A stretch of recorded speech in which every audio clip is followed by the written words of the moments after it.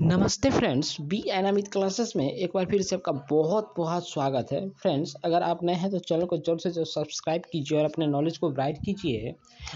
कर्नाट वंश या सिमराव वंश या देवराज वंश, आज हम इसी वंश के बारे में थोड़ा चर्चा करेंगे। देखिए, कर्नाट वंश को ही सिमराव वंश कहा जाता है और या देव राजवंश कहा जाता है। और इसकी उदय जो हुई थी 1097 ईस्वी में हुई थी, मिथिला या तिरहुत में हुई थी। और क्वेश्चन में बीपीएससी लेवल का या यूपीएससी लेवल के या अदर कॉम्पिटिटिव एग्जाम में पूछा जाता है क्वेश्चन में कि कर्नाट राज्य का जो उदय हुआ था मिथिला या तिरहुत के क्षेत्र में 1097 से 98 में किसके शासनकाल में हुआ था?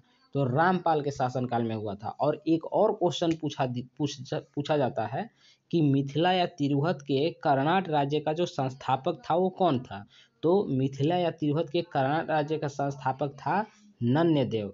नन्यदेव या नान्यदेव, किसी किसी बुक में आपको नन्यदेव ही पढ़ने को मिलेगा, तो इससे आपको घबराना नहीं है, एक ही चीज़ है। तो नन्यदेव कर्नाट राज्य का संस्थापक था और ये किसके शासनकाल में हुआ था? 1097 से 98 में, तो रामपाल के शासनकाल में हुआ था। ठीक है, तो इससे आपको घबराना नहीं है। और इनका जो पुत्र था गंगदेव, ठीक है, तो नान्यदेव का जो पुत्र था गंगदेव, ये एक योग्य शासक बना था और कर्नाट वंश के शासनकाल को ही मिथिला का स्वर्ण युग कहा जाता है। अर्थात कर्नाट वंश के समय को मिथिला का स्वर्ण युग माना जाता है।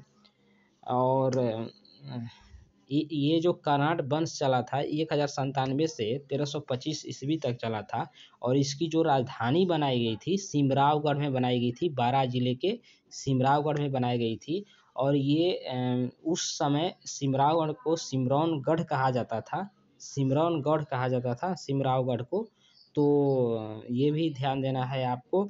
और ये वर्तमान क्षेत्र में नेपाल में पड़ता है, नेपाल में पड़ता है वर्तमान क्षेत्र में, बारां जिले के सिमरौनगढ़। ठीक है, और इसकी जो भाषाएं थी मैथिली थी और आज भी है मैथिली वहाँ पे।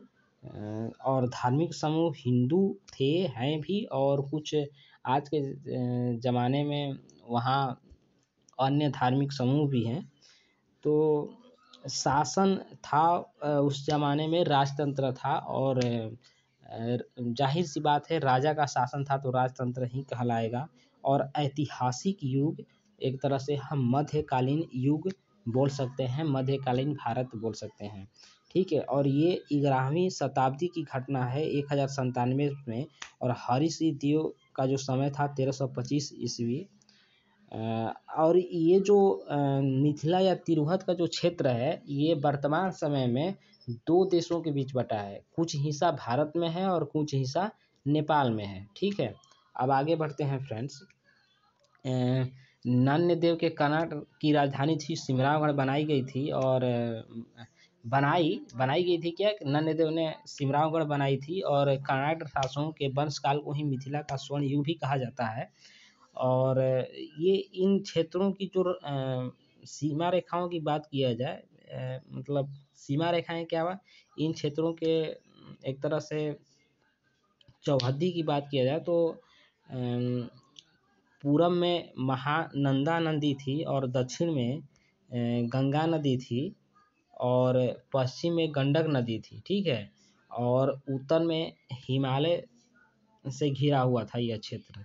ठीक है, और 1816 में सुगौली के संधि के बाद दोनों देशों के बीच सीमा रेखा बनाई गई थी, भारत और नेपाल के बीच। ठीक है, और एक और अच्छा तथ्य है कि कर्नाट वंश के शासक नरसिंह जो देव था, कर्नाट वंश के जो शासक नरसिंह देव था, ये बंगाल के शासक से उस समय काफ़ी परेशान हुआ करता था। ठीक है, और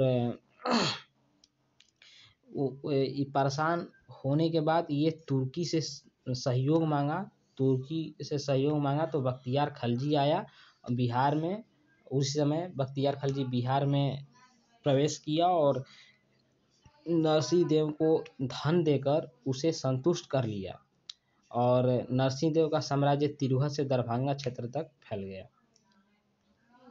ये कुछ कर्नाट वंश के बारे में तथ्य थी। तो फ्रेंड्स कैसा लगा हमें ज़रूर से ज़रूर बताएं और धन्यवाद।